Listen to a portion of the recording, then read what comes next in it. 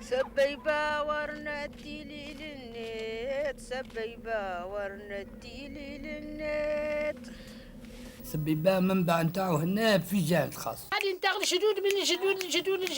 L'oasis de Djanet abrite chaque année des cérémonies de la fête appelée Sbeiba. Le mot Sbeiba désigne dans la langue touareg le premier mois du calendrier agraire.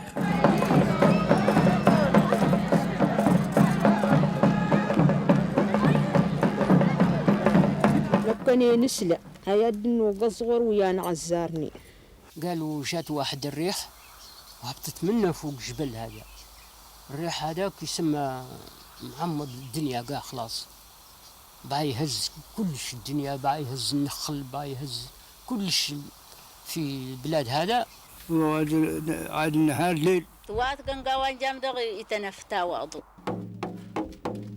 C'est une femme qui a réconcilié la nature et les gens de Djanet en tambourinant sur son ganga dans les ruelles du village. L'oasis de Djanet se trouve au carrefour de deux grands axes caravaniers. Le premier axe relie le nord de la Libye sur la côte méditerranéenne au massif de l'Agar et plus au sud l'Aïr et l'Adar au Niger et au Mali. Le second axe part des oasis du Touat et du Tidikelt à l'ouest. Il se poursuit par le Tassili Najer et le Faisan des anciens Karamantes pour rejoindre les bords du Nil à l'est. Djanet a toujours été peuplée par des communautés de sédentaires qui pratiquent une agriculture d'oasis, alimentée en eau par l'oued et quelques sources. مدينة ظلواز ومدينة الميهان عندهم اللي شادين هذا الغداء.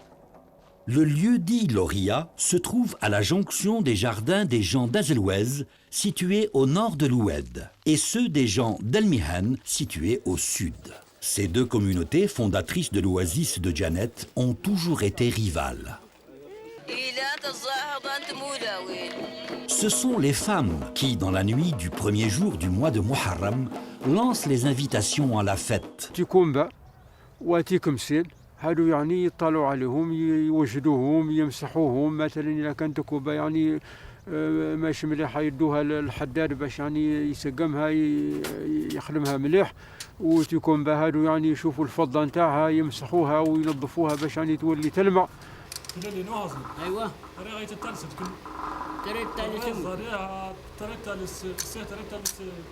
Durant cette phase, dite Timoulawin, les artisans sont sollicités pour réparer les épées des hommes ainsi que les bijoux et gangas des femmes.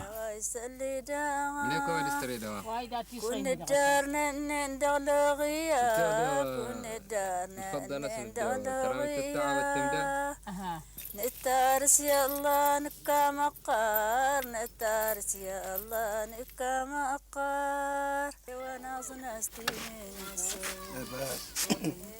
بكيش تيلا اليوم ورنت ابوك نتسقمي قنقاي دات للي ليلة تجارة دم سري ليلي ويعظم انتو كل مسو هذا غيشتو تزاغس ته تيسا ايسا تهين جاي ته القهوة شاتي ته تدخمنت وانا زناستيني نسو لين لساسنا سكر باسر لين السي وراسنا تايلتو تجارة دم سري Dès le lendemain, et durant toutes les nuits que dure la Sbeiba, les membres des deux communautés se retrouvent sur les places connues de tous. C'est la première phase du rituel, dite Timoulawin. Les femmes jouent du ganga et chantent des poèmes anciens qui se transmettent par la tradition orale. Les hommes s'entraînent à la danse. Ces préparatifs durent jusqu'à la 9e nuit. Et les anciens, chaque soir, veillent au bon déroulement des répétitions et surveillent l'exécution des chorégraphies des hommes, la qualité du jeu de ganga et les chants des femmes.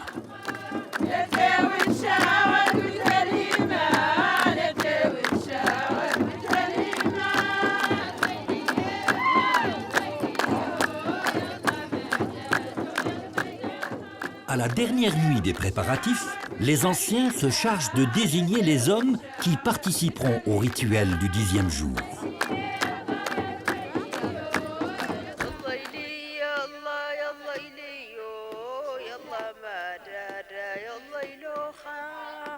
Lors des dernières soirées des préparatifs, les femmes sont occupées par des longues séances consacrées aux soins esthétiques.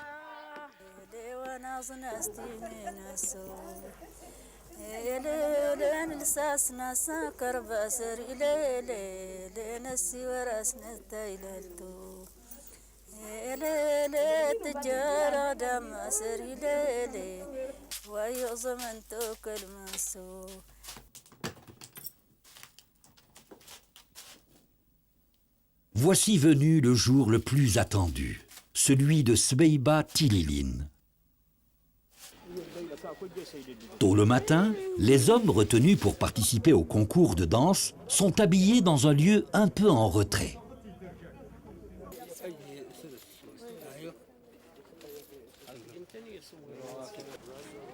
Ils portent maintenant la takumbunt sur la tête et leurs visages sont dissimulés par des voiles de couleur foncée.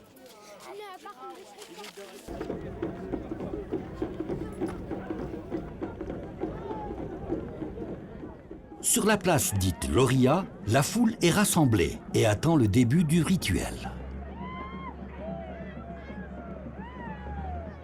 Les gens d'Azeloise entrent par le nord, ceux de Lmian par le sud.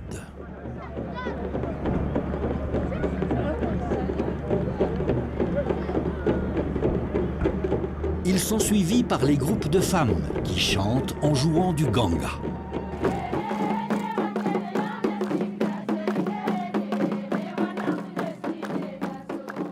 Le premier tour est dit Tanfar, terme qui signifie se libérer. On imagine en effet le poids de la responsabilité qui pèse sur les danseurs.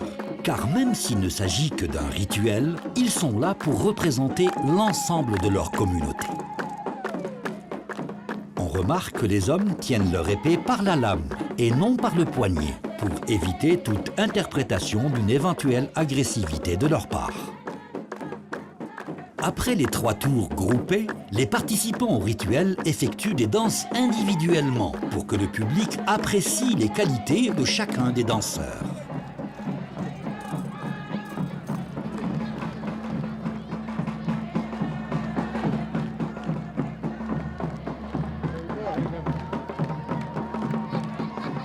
Les participants se tiennent par la main et font le tour du cercle pour que chacun puisse admirer les tenues et juger quelles sont les meilleures.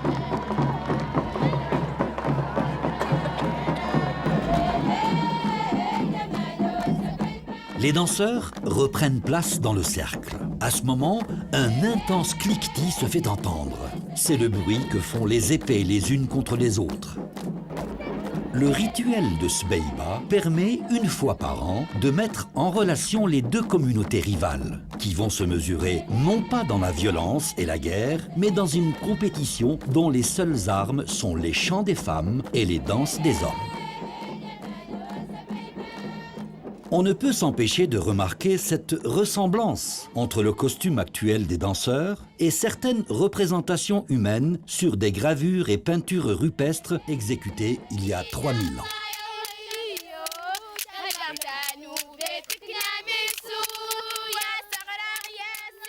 La transmission aux jeunes des rites ancestraux se fait par l'observation des adultes, le mimétisme et la reproduction des gestes, des rythmes et des chants répétés depuis la nuit des temps.